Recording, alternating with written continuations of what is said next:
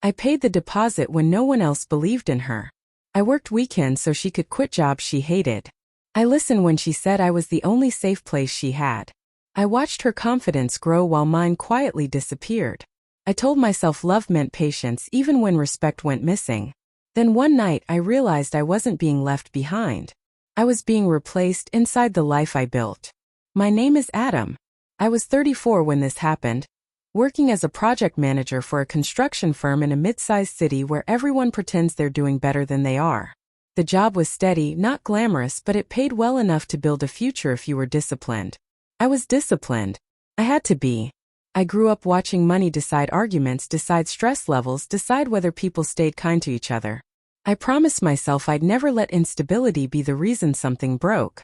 We'd been together for 9 years. Long enough that people stopped asking how we met and started asking when we'd finally make things official, as if time itself was a down payment. We weren't married, but our lives were braided together so tightly that paperwork felt secondary. She moved into my apartment after year 3. By year 5, we'd picked out furniture together. By year 7, we were talking about buying a house sometime soon. She was creative in ways I wasn't. Big ideas, big emotions, big swings between inspiration and doubt. I loved that about her. Or maybe I loved the version of myself that felt necessary because of it. When she talked about starting her own design business, I didn't hesitate. I ran the numbers. I adjusted my savings. I told her we could manage if she took the risk. So I paid for the courses. I covered rent when clients were slow. I smiled when she said, "This is just temporary." Even as temporary stretched into years. I didn't keep score out loud, but somewhere inside me, a quiet imbalance started forming. I was always stabilizing. She was always becoming. At first, the changes were subtle. She stayed out later, said networking mattered. She guarded her phone more carefully, said clients were demanding. She started correcting me in front of people, small things disguised as jokes. You wouldn't get it, she'd laugh, and everyone else would laugh too. I told myself I was being sensitive. That growth sometimes looks like distance before it looks like success. What I didn't see was how easily I was being repositioned, from partner to background. The first undeniable moment came on an ordinary Tuesday. No dramatic music. No raised voices. Just a screen glowing in the dark while she showered. Her phone buzzed on the nightstand once, then again. I wasn't snooping. I was reaching for my own charger. The name on the notification wasn't one I recognized, but the message preview was enough. You don't have to stay there much longer. There are sentences that rearrange your internal organs. That was one of them. I didn't open the phone. I didn't need to. Context filled in faster than logic could argue. When she came back into the room wrapped in a towel, humming like nothing in the world was unstable, I looked at her and felt something detach. Not anger. Not panic. Just clarity. I asked who he was. She froze. Not long enough to deny it convincingly, not short enough to pretend it didn't matter. Then came the sigh. The tired one. The kind reserved for conversations she'd clearly rehearsed without me. It's not what you think, she said, which told me exactly what it was. The confrontation was brief, almost clinical. No screaming. No accusations thrown like furniture. She explained that he understood her ambition. That I'd become predictable. That she felt like she'd outgrown the relationship. Each phrase landed with surgical precision, removing any illusion I still had that this was temporary confusion. What she didn't say mattered more. She didn't apologize. She didn't thank me. She didn't acknowledge the foundation she was standing on while explaining why she no longer needed it. I remember nodding while she talked, as if I were listening to a project update. Inside something shifted. I wasn't negotiating anymore. I wasn't pleading for relevance. I was watching the moment from outside myself, noting how calm betrayal can be when it feels justified. When she finished, she waited. Maybe for anger. Maybe for permission. Maybe for reassurance that I'd still be there while she decided what came next. I didn't give her any of it. I said okay, and stood up. That was the turning point, even if I didn't name it then. I didn't ask questions. I didn't argue timelines. I didn't demand explanations I already understood. I simply removed myself from the conversation, and in doing so, from the role she expected me to play. Silence started that night. Not the dramatic kind. The disciplined kind. I stopped filling gaps. Stopped checking in. Stopped absorbing emotional debris that wasn't mine to carry anymore. She noticed immediately. Power shifts are loud to the people losing them. Over the next few weeks, I watched her struggle with the absence of my availability more than with the loss of the relationship itself. She stumbled over logistics she'd never had to handle. She grew irritated when I didn't respond on cue. Once she accused me of being cold. I didn't correct her. I focused on myself in ways I'd postponed for years. Not reinvention. Reclamation. I went back to the gym. I reconnected with friends I'd slowly deprioritized. I reviewed my finances and realized how much of my future I'd been underwriting without question. The revenge wasn't a plan. It was a boundary. I didn't announce it. I didn't dramatize it. I simply withdrew access, emotional, financial, psychological, and let reality fill the space I used to occupy. And reality is unforgiving when you've built your confidence on someone else's constancy. By the time she understood that the life she was stepping into no longer included my support, it was too late to renegotiate terms. I wasn't angry. I wasn't vindictive. I was finished. The silence changed the temperature of everything. Not immediately. First it was just unfamiliar. Then it became unsettling. She started hovering in shared spaces longer than necessary, asking neutral questions with loaded pauses. Are you going to be home late? Did you eat? Small attempts to reestablish rhythm. I answered politely, briefly, without invitation. I was no longer participating in the emotional ecosystem she'd relied on. She moved out a month later. Not in one clean exit, but in stages. A bag here. A box there. Each trip felt less about logistics and more about testing whether I'd react. Whether I'd ask her to stay. Whether I'd break the quiet and remind her that this place, this stability, had once been ours. I didn't. The apartment felt bigger without her things, but not emptier. For the first time in years it felt neutral. Mine. I rearranged furniture. Gave away what we'd picked together. Not out of bitterness, but because it belonged to a version of me that no longer existed. I slept better. Ate better. Thought more clearly.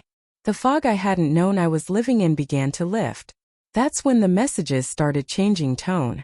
At first they were logistical. Then reflective. Then emotional. She talked about how hard things were. How pressure was getting to her. How success felt lonelier than she'd expected. She asked if we could check in sometime. Just to talk. Just to be honest. I declined. Kindly. Once. After that, I stopped responding altogether. What she didn't know, what she couldn't see from the outside, was how methodical I was being. Not cruel. Intentional. I untangled shared accounts. I redirected payments. I transferred subscriptions. I updated passwords. Every small administrative act felt like reclaiming a square inch of myself. I wasn't erasing her. I was removing dependency. Word traveled as it always does. Mutual friends reached out, cautiously neutral. I didn't vent. I didn't smear. I told the truth in full sentences without emotional garnish. People are perceptive. When you don't ask them to take sides, they notice who still respects themselves. Her new relationship, the one that had seemed so certain, didn't stabilize the way she'd expected.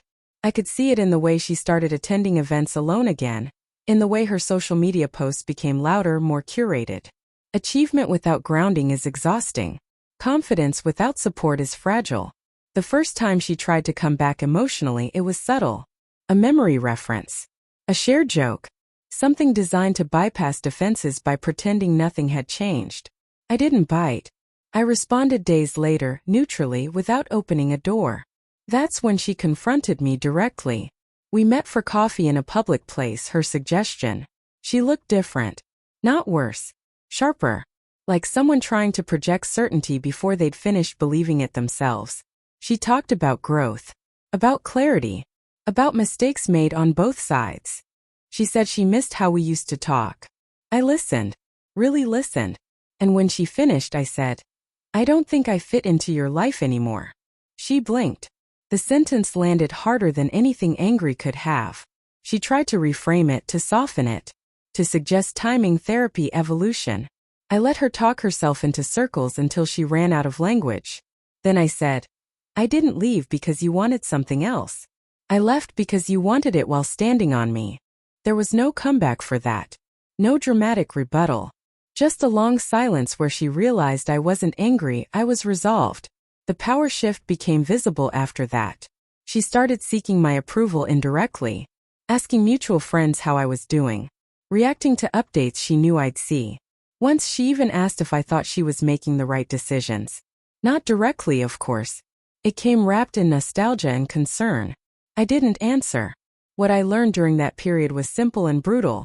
When you stop subsidizing someone's identity, they have to pay the full cost of who they are. Some people can't afford it. My life stabilized in ways that had nothing to do with her absence and everything to do with my presence. I took a promotion I delayed because it would have disrupted us. I traveled alone. I sat with discomfort instead of negotiating it away. The quiet wasn't empty anymore. It was strong. Months later, I heard she'd moved again. Different apartment. Different plan. Same restlessness. The life she'd replaced me inside of turned out to require more from her than she'd anticipated. Independence is heavy when you've never carried it alone. She reached out one final time. A long message. Apologetic. Self-aware. Too late. She said she understood now what I'd given her. That she hadn't realized the cost until it was gone. That she hoped someday I could forgive her. I read it once. Then I archived it. Forgiveness isn't always reconciliation. Sometimes it's simply the decision not to reopen a door you worked hard to close. The justice wasn't loud. There was no moment of triumph. No visible collapse. Just a steady reversal of access. She no longer had influence over my time, my emotions, or my future.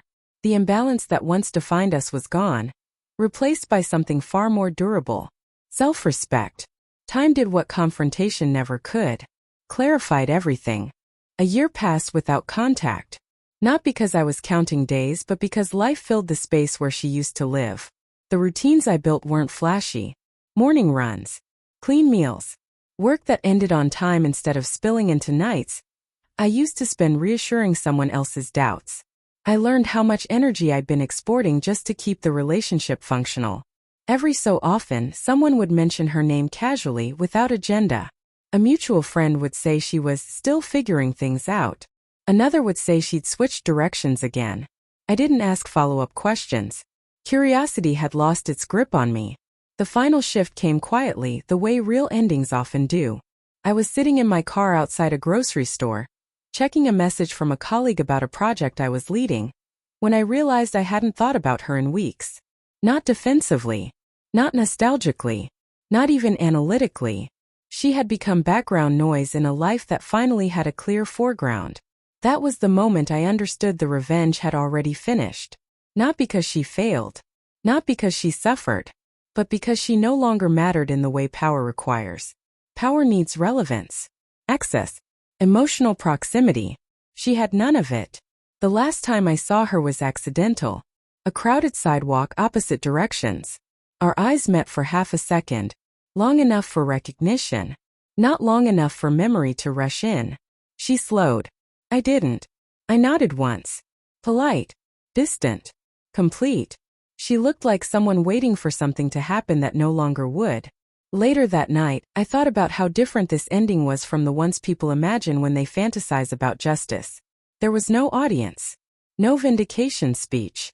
No moment where she realized she'd lost the best thing that ever happened to her, and collapsed under the weight of that realization. Instead, there was something far more permanent. She lost access. Access to my effort. Access to my reliability. Access to the version of me that made her life easier while costing me myself. And I gained something I didn't even know I was missing while I was busy building her future. Dignity.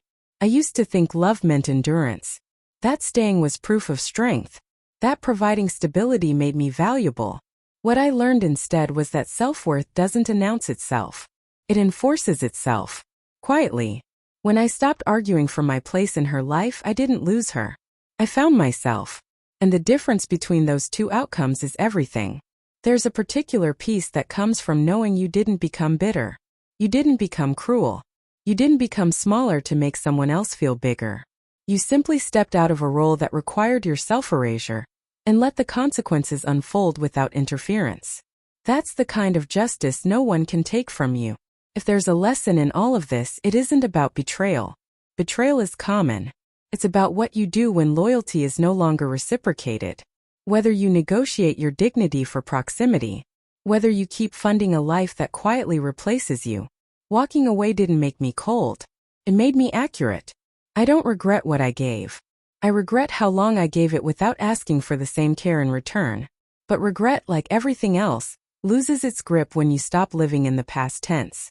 The life I'm building now doesn't need anyone to validate it. And the man I am now doesn't need to be chosen to know his worth. That's not revenge. That's freedom.